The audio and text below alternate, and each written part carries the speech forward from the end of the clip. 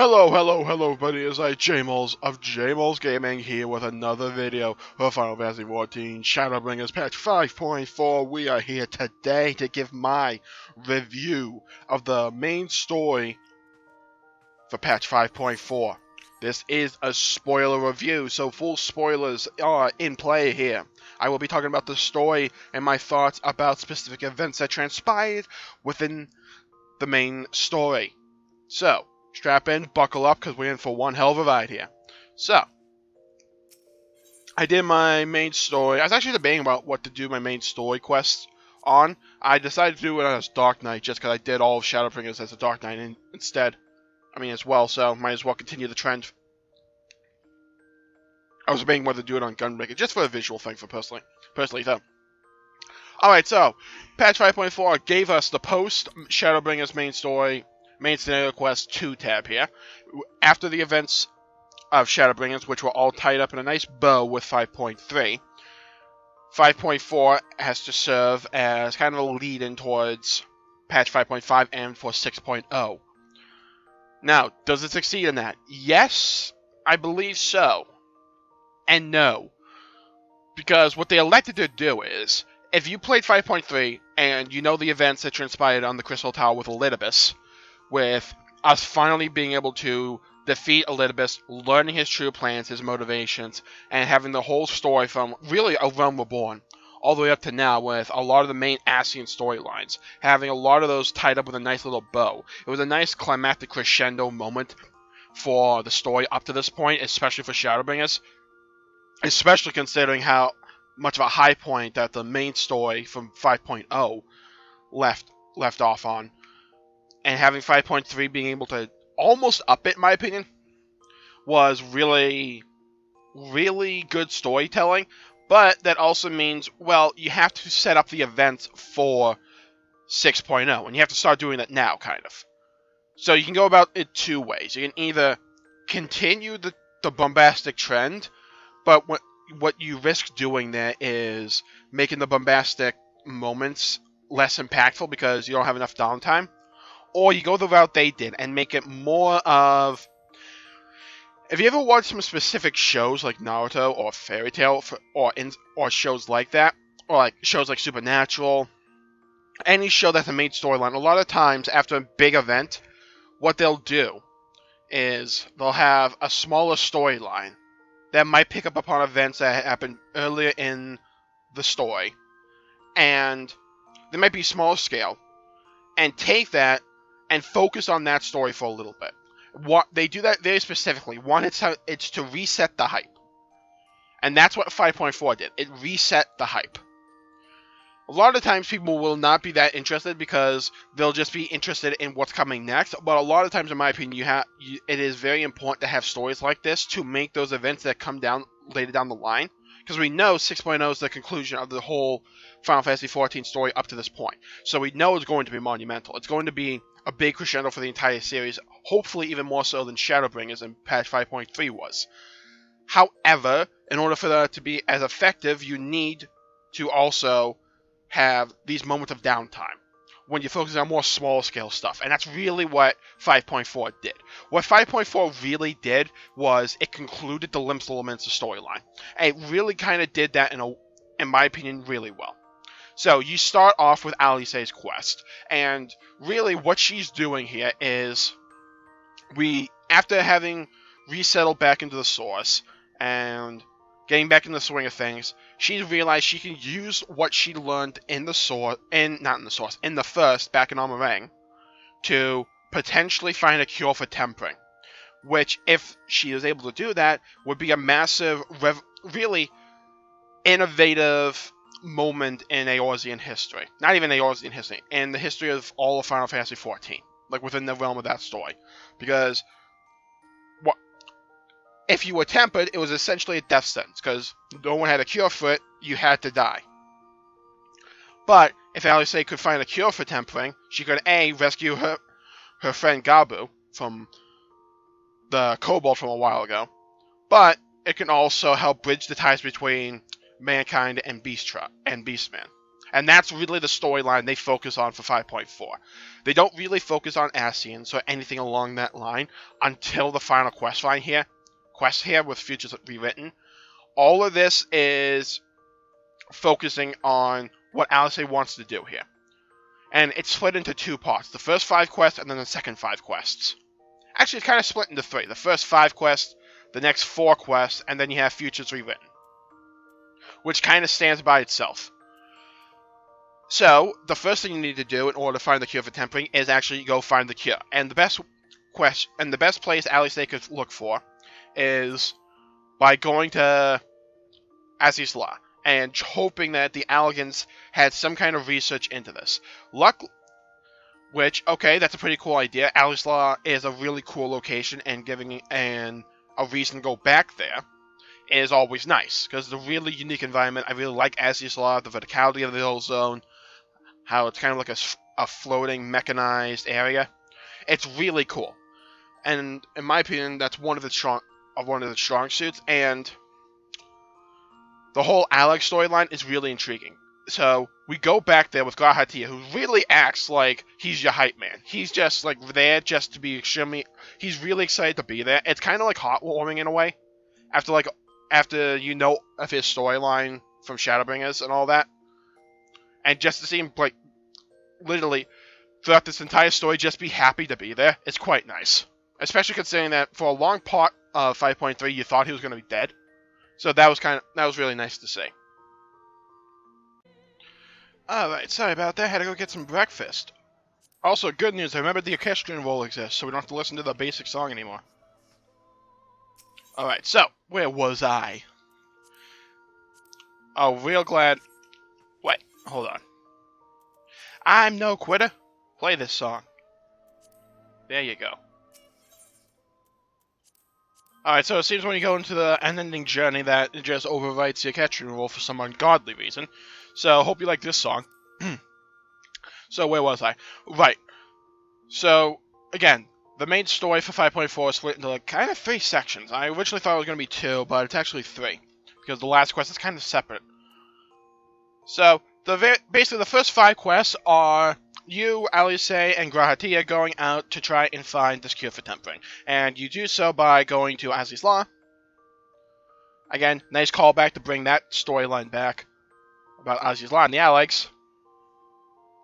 Because you believe that someone there probably had done some research, and when you get there, Grahatia essentially is able to use his royal blood of Aleg to be able to get you information that there was someone who did research on the subject, and that the guy's name was Owen.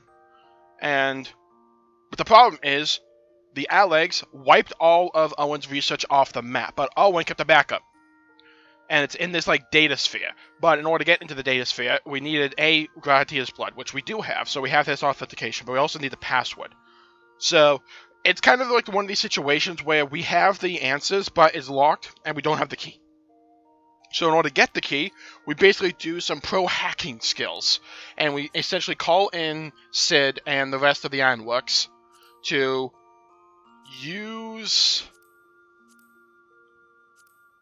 basically use a bunch of Magitech to just test every possible password and find the password. It works. Again, it's nice to see Sid back in the main story, not just relegated to Emerald Weapon, or the Weapon Project, or just side raids. But it's nice to have Sid back in the main story questline proper. And we had some voice acting, it was nice. Again, some pretty funny scenes. Again, you always know Final Fantasy XIV comedy is on point. So we break in, we find out the password is freedom.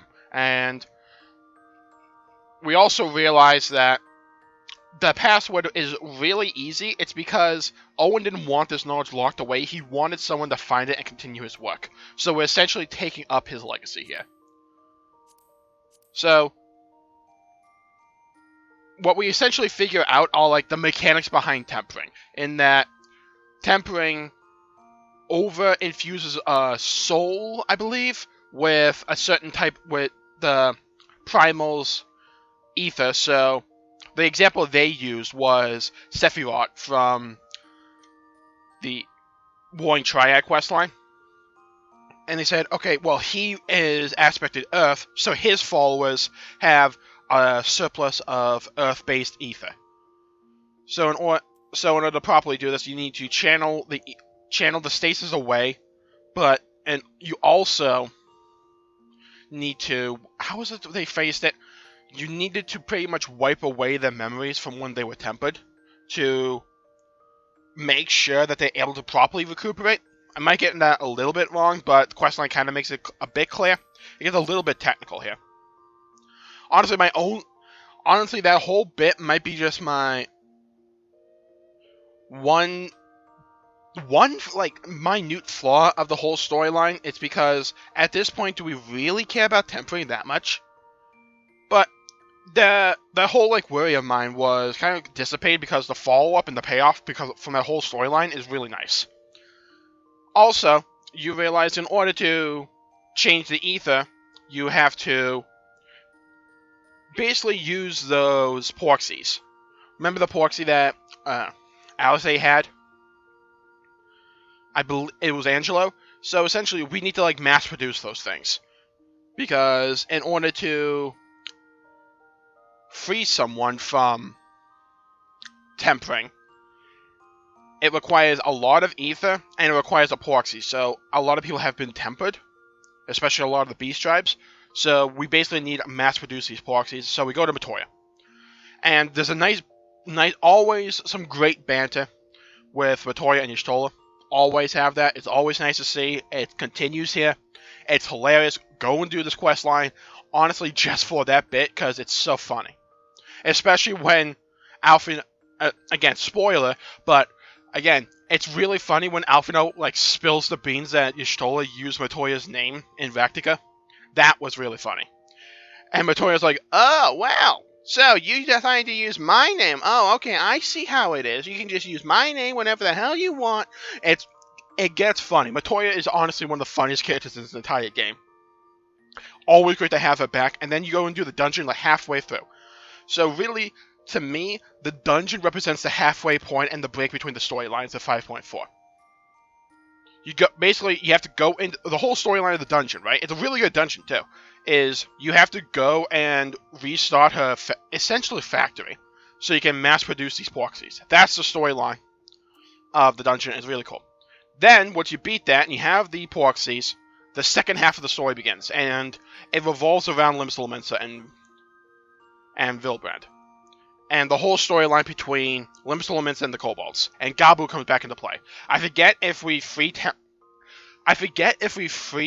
Gabu and Forget Us Not. No, we do. We free Gabu first. So he's the first person we cure, because he has a mild case of tempering. So it's easiest to test the process on him first, and it succeeds. So we've saved Gabu. And it's really nice to have that storyline have a nice, satisfying conclusion. Especially after the events of Shadowbringers, how how bombastic that whole storyline was, and just kind of bring it back down to earth with bringing back the Gabu storyline and giving payoff to that story that's really years in the making is really nice to see. And it goes to show that one of Final Fantasy XIV's strongest points in terms of storytelling is that there's always a payoff. It might be small, or it might be big, and in this case it was big, but there's always a payoff. And this whole storyline is essentially the whole payoff to the Limsa Lominsa storyline, the Cobalt storyline, and it's mainly Gabu, because we get a lot of resolution for him, and it's really nice to see. And the second half of the storyline kind of revolves around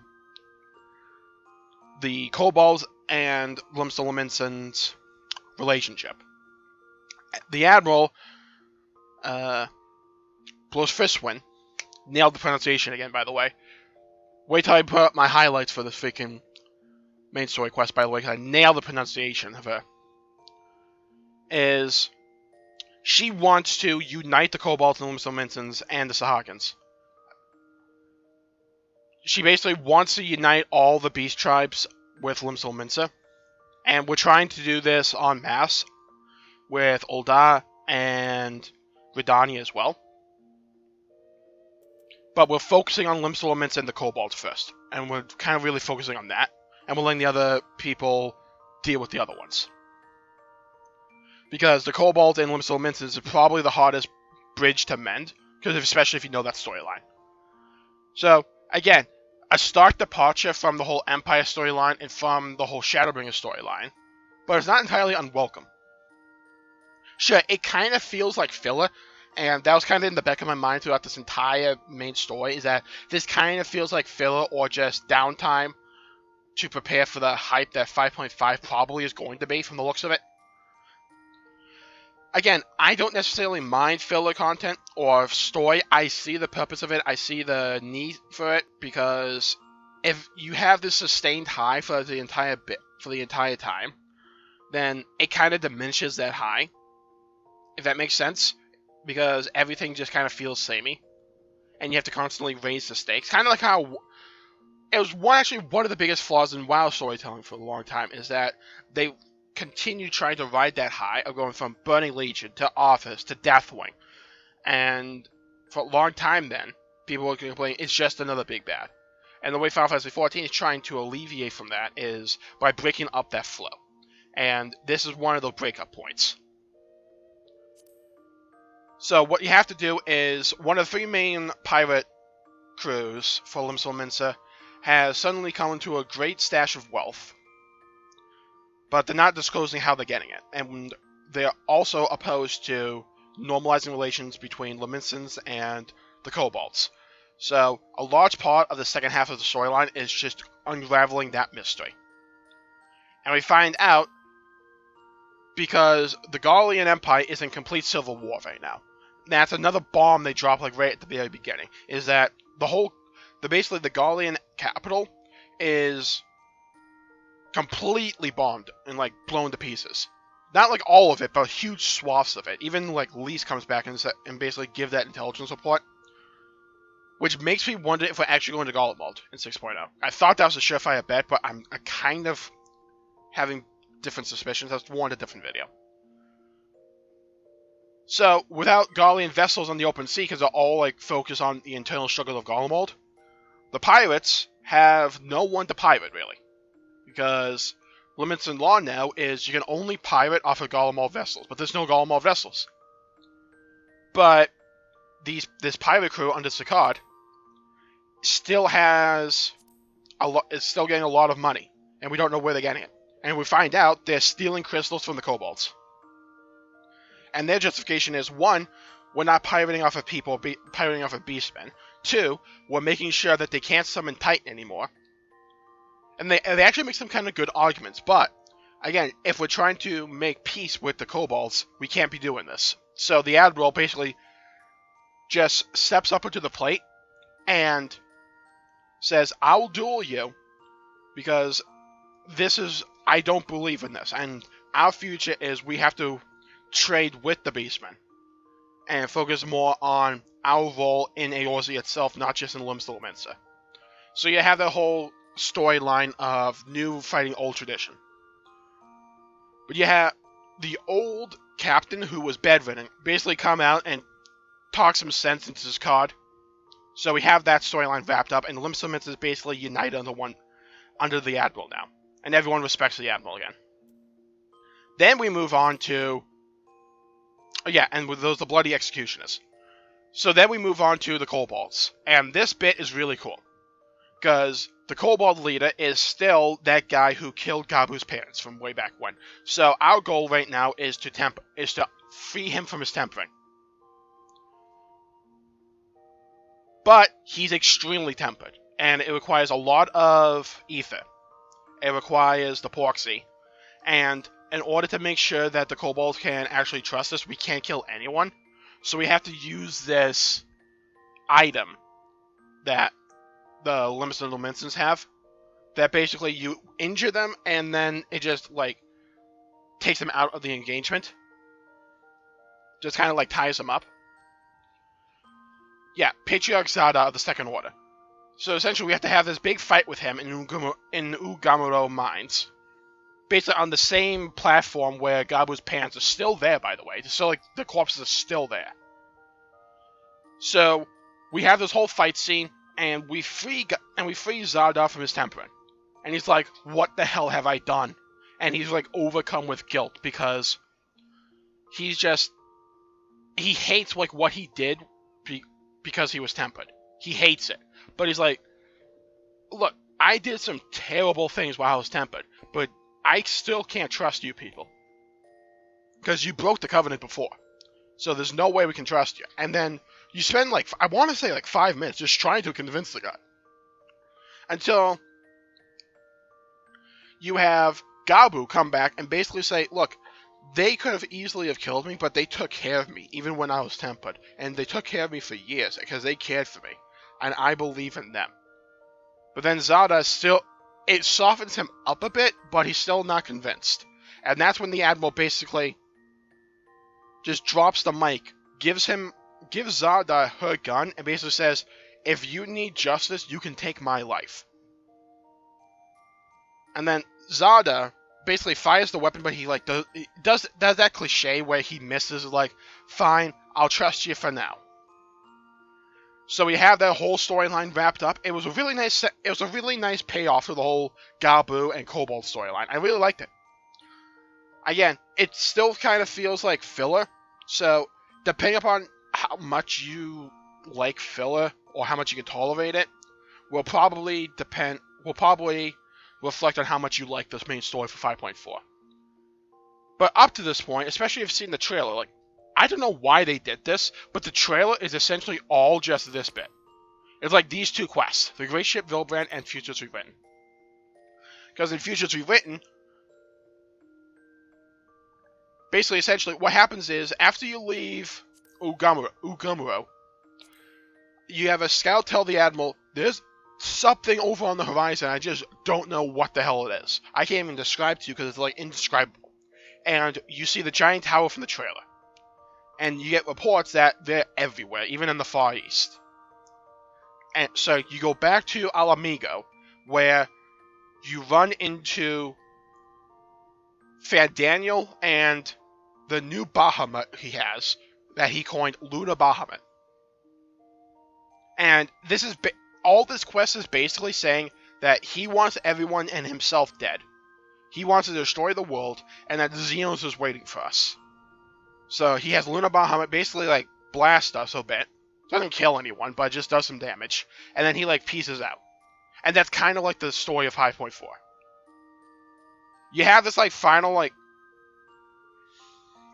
scene with Xenos basically saying, if you ever attack my friend again, I am going to kill you.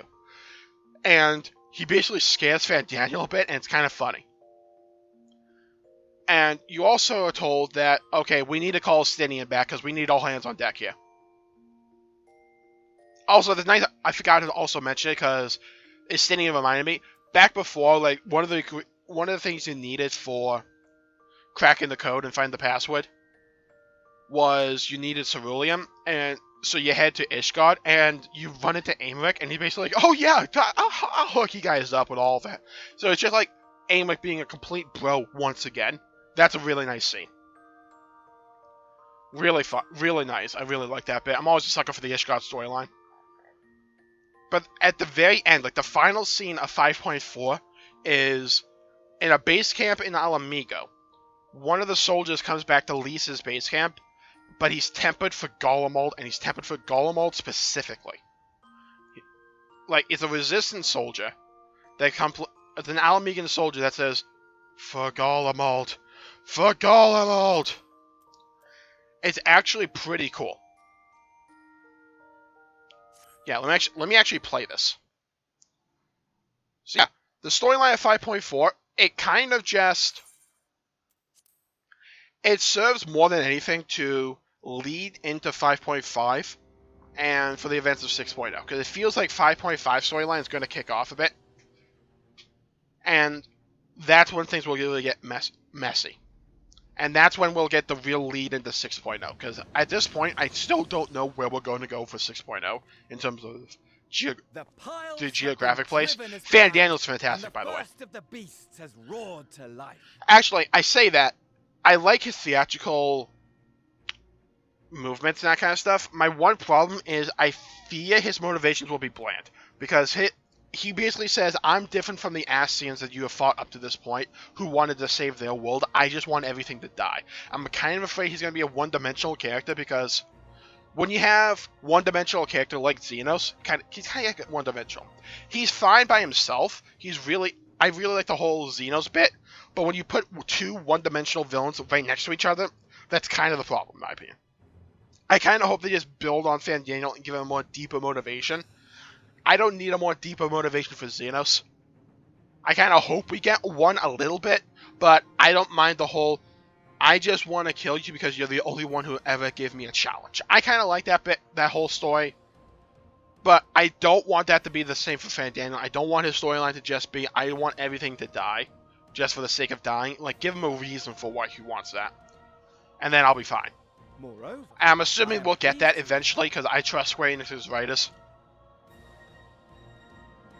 Yeah, you have these two final scenes.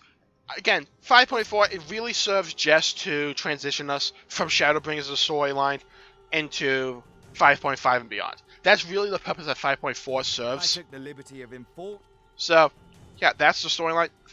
And that's really my thoughts. So, thank you all for tuning in. My pleasure for making the video. If you enjoyed it, please leave a like and subscribe if you liked the video and you want to see more content. I know I would appreciate it. Are you in such a hurry to die? See, this is what I mean when Xeno said, are you in such a hurry to die? Because he says he singed the Warrior of Light. tongue lest it be the end of me. Here's a funny reaction to that. There is something to be said for such a glorious death. So, stay safe out there. Have a great day. For We got the now, Jmulls Gaming however, Weekly I shall recap proceed tomorrow. with the I'll plan. review patch 5.4 in its entirety. So stay on the lookout for that. Thank you all for tuning in. Stay safe out there. Have a great day. I'll see you all next time. Bye-bye, everybody. I must find myself a new weapon. One worthy of our long-awaited reunion.